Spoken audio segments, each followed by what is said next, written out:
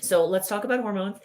Tonight, we're going to really dig into our sex hormones. We're going to dig into estrogen, progesterone, and testosterone. I just need you to know that there are a lot of hormones in our system. And the reason this matters is when one goes out of balance, it's a domino effect. Your body is constantly looking for homeostasis. So when one goes out of balance, another one steps in. It either upregulates to make up for what is lacking, or it downregulates to match what the outcome is that your body is searching for.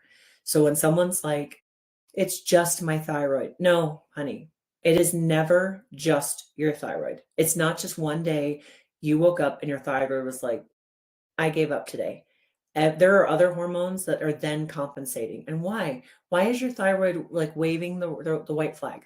Because my mom had thyroid issues. No. Again, what were you eating? What was your mom eating? What was your grandmother eating that wasn't supporting your thyroid? Or what were you being exposed to that was causing your thyroid to be like, I am under attack on a daily basis? So, of course, I threw up that white flag.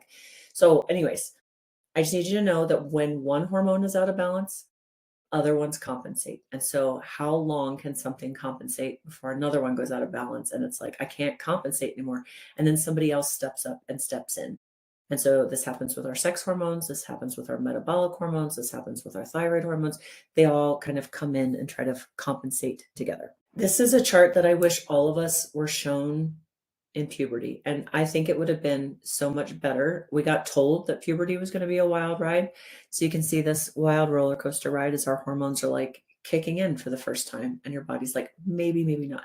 Maybe, maybe not. And it's just like cranking up, right? There's a reason that puberty is crazy. And there's a reason that if you're raising a teenager right now, you're like, you're crazy, I'm crazy, we're all going crazy.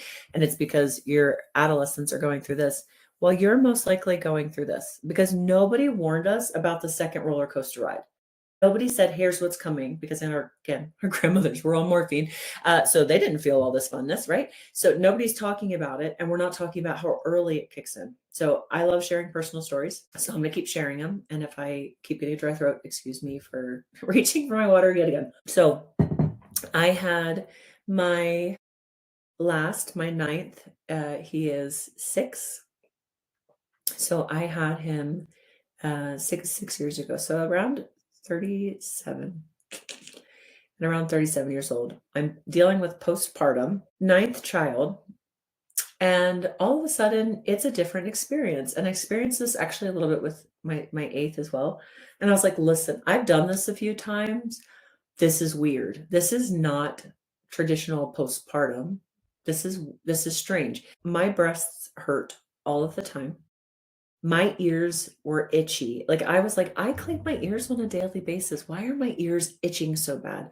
I started having horrendous migraines. I'm somebody who knows the importance of hydration. I'm somebody who knows the importance of minerals. I am a magnesium queen. I love them. I am somebody who goes to a chiropractor. I'm somebody who proactively gets PT. I am somebody who knows the dangers of a lot of blue light and have blue light blocking glasses. The things that lead to migraine, I'm aware of a lot of root causes, a lot of deficiencies. I'm like, why am I having migraines on repeat? My body odor change. Again, we're going to go a little TMI here, but I think we all need to be able to have those honest, yucky conversations. My body odor changed. Like, anytime I experienced the tiniest bit of stress, it was a full sweat. So I wouldn't tell you I was having hot flashes yet, but your girl like was going, I had to put deodorant on like 5 times a day. And I was like, what? I am a clean person. I'm very sensitive to smells.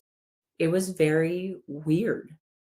And there was no part of my brain that was like, "Oh, I might be having hormone changes because I just had a baby, so I had those hormone changes," right? Menopause average age is about 35 that we kick this in. And we're all expecting it at 60 or 50 maybe. No, it's happening so much earlier and it lasts so long. And if you're like sitting there going, "This is just me. Does anybody else feel this way?" The things that we're not discussing, ladies,